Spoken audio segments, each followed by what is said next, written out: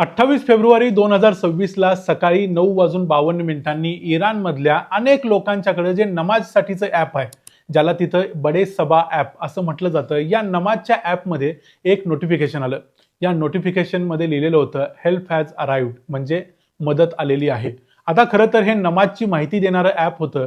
यामध्ये अशी कुठलीही हेल्प यायची किंवा मदत यायची काहीही गरज नव्हती. पण तरी देखील लोकांना या नोटिफिकेशनचं थोडं आश्चर्य वाटलं.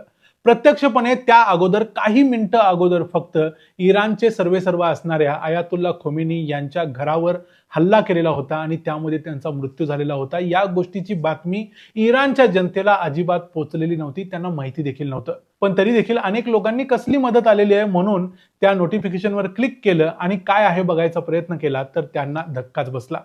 नक्की मग या नोटिफिकेशनमध्ये काय लिहिलेलं होतं? इस्रायल या ॲपचा, नमाज ॲपचा वापर कशा पद्धतीनं सायबर वॉरफेअरमध्ये करतोय ते थोडक्यात बघूया या व्हिडिओमध्ये. मी आहे रणजित यादव आणि तुम्ही पाहताय द मराठी बाणा. इराणमध्ये अमेरिकेचे चालणारे कोणतेही ॲप्स किंवा तिथल्या वेबसाईट चालत नाहीत. जसं की गुगल, इंस्टाग्राम, फेसबुक, यूट्यूब हे काही इराणमध्ये चालत नाही. इराणमध्ये स्वतःचं वेगळ्या पद्धतीचं इंटरनेट चालतं, तेही फिल्टर्ड इंटरनेट आहे आणि इराणमध्ये चालतं ते मध्ये इराणमध्ये स्वतः बनवलेले ॲप्स. त्यामुळे इराणमधल्या लोकांच्या मोबाईलवर जर कुठला मेसेज पाठवायचा असेल, लोकांच्यापर्यंत पोहोचायचा असेल तर त्यांच्याच ॲपचा वापर करायला पाहिजे.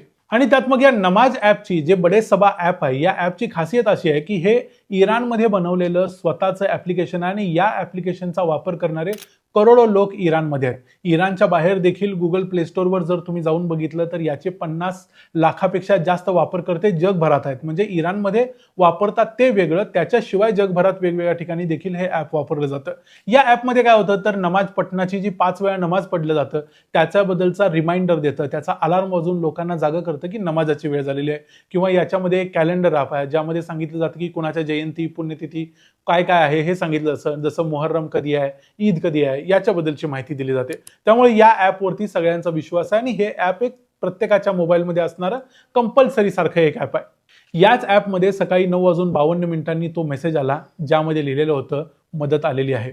या मेसेजवर मग ज्यांनी क्लिक केलं त्यांना या मेसेजच्या आत गेल्यानंतर दिसलं की बदला घेण्याची वेळ आलेली आहे.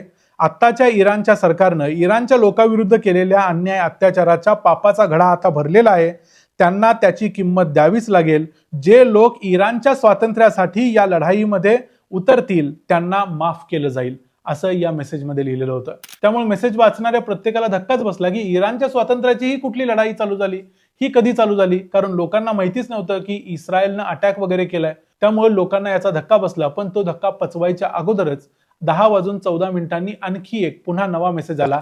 या मेसेजमध्ये लिहिलं होतं तुमची शस्त्रे खाली ठेवा आणि इराणच्या स्वातंत्र्यासाठी आम्ही आलोय, आम्हाला साथ द्या. आणि मग त्यानंतर हळूहळू ही बातमी ब्रेक व्हायला सुरुवात झाली की इराणवरती इस्रायलनं अटॅक केलेला आहे. आतापर्यंत हे कन्फर्म झालं नव्हतं की आयातुल्ला खोमेनींचा मृत्यू झालाय वगैरे वगैरे, पण इस्रायलनं अटॅक केला ही बातमी पुढच्या अर्ध्या तासामध्ये सगळ्यांना पोहोचलेली होती. पण त्या हल्ल्याचं स्वरूप काय आहे हे कुणालाही कळलं नव्हतं. वायर्ड मिडल ईस्ट नावाच्या एका वृत्तवाहिनीनं दिलेल्या या सगळ्या वृत्तानुसार असं समजतंय की एक सायबर सायकोलॉजिकल वॉरफेअरचा प्रयोग इस्रायलनं या नोटिफिकेशनच्या माध्यमातून केला. त्यांनी हे नोटिफिकेशन पाठवून इराणमधल्या सामान्य लोकांना इराणमधली जी रिजिम होती, जी इस्लामिक रिजिम होती त्याच्या विरोधात शस्त्र घेऊन लढायला आणि रस्त्यावर येऊन आंदोलन करायला भाग पाडलं. किंवा त्यांना एक प्रकारे सांगायचा प्रयत्न केला की आम्ही आलेलो आहोत बाहेरून, तुम्ही आतून बंड करा जेणेकरून इस्लामिक रिजिम आपल्याला कोसळून लावता येईल. त्यामुळे नंतर बघा दुसऱ्या दिवशी ज्यावेळेला आयातुल्ला खोमेनी यांच्या मृत्यूची बातमी आली त्यानंतर इराणच्या अनेक शहरांमध्ये लोकांनी सेलिब्रेशन केलं. त्याचे देखील व्हिडिओ सोशल मीडियावर व्हायरल झाले. अशा वेळेला प्रत्येक गोष्ट नॅचरलीच व्हायरल होते असं नाही, कधी कधी ती व्हायरल केली जाते. त्याच्या मागे हे सायबर सायकोलॉजिकल वॉरफेअर असतं. मग त्यामध्ये इस्रायलनं याच ऍप्लिकेशनचा वापर का केला असा देखील प्रश्न तुम्हाला पडू शकतो. तर याचा वापर करायचं कारण असं आहे की ते एक इराणचं स्वतःचं ऍप्लिकेशन आहे. त्यामुळे या ऍप्लिकेशनवर कोणतीही मर्यादा इराणमध्ये घातलेली नाही. अदरवाईज तुम्ही दुसरं कुठलं इंटरनेटमधलं ऍप्लिकेशन वापरत असाल, वेबसाईट वापरत असाल तर त्या वेबसाईटवरती कोणता डेटा आहे नाही हे सगळं इराणच्या फायरवॉल्समधून जातं आणि त्यामधून जर सगळं चोख असेल इराणच्या दृष्टीनं तेच तिथल्या लोकांच्या पर्यंत पोहोचू शकतं. म्हणजे सगळा डेटा आहे तसा लोकांच्या पर्यंत पोहोचू दिला जात नाही, कारण इराणच्या सरकारला नेहमी अशी भीती वाटते की लोकांना जर अमेरिकेच्या ऍप्लिकेशन्स, अमेरिकेमध्ये काय चाललंय किंवा अमेरिकन लोक काय म्हणतात हे कळलं तर ही लोक आपल्या विरुद्ध बंड करून उठतील. त्यामुळं अनफिल्टर्ड असा मेसेज लोकांच्या पर्यंत जायचा असेल तर लोकांच्या मध्ये प्रत्येकाजवळ असणाऱ्या ऍपचा वापर करायला पाहिजे, आणि ते ऍप म्हणजे बडे सबा ऍप होतं. म्हणून इस्रायलनं याच ऍपचा वापर केला आणि नमाजच्यासाठी लोक जे ऍप दिवसातून 5 वेळा नक्की उघडतात किंवा त्याहून जास्त वेळा उघडतात त्या ऍप्लिकेशनचा वापर करून त्यांनी लोकांच्या पर्यंत पोहोचायचा प्रयत्न केला आणि लोकांना इराणच्या रिजिमच्या विरुद्ध उभं राहायचा प्रयत्न केला. फक्त इस्रायलनं मग या एकाच ऍप्लिकेशनला हॅक केलं असं नाही, इस्रायलनं अनेक वेबसाईट्स हॅक केल्या ज्या इराणमध्ये चालतात. याशिवाय IRNA, ISNA, तबनाक आणि असई नावाचे जे काही मीडिया वेबसाईट्स आहेत त्या देखील इस्रायलनं हॅक केला.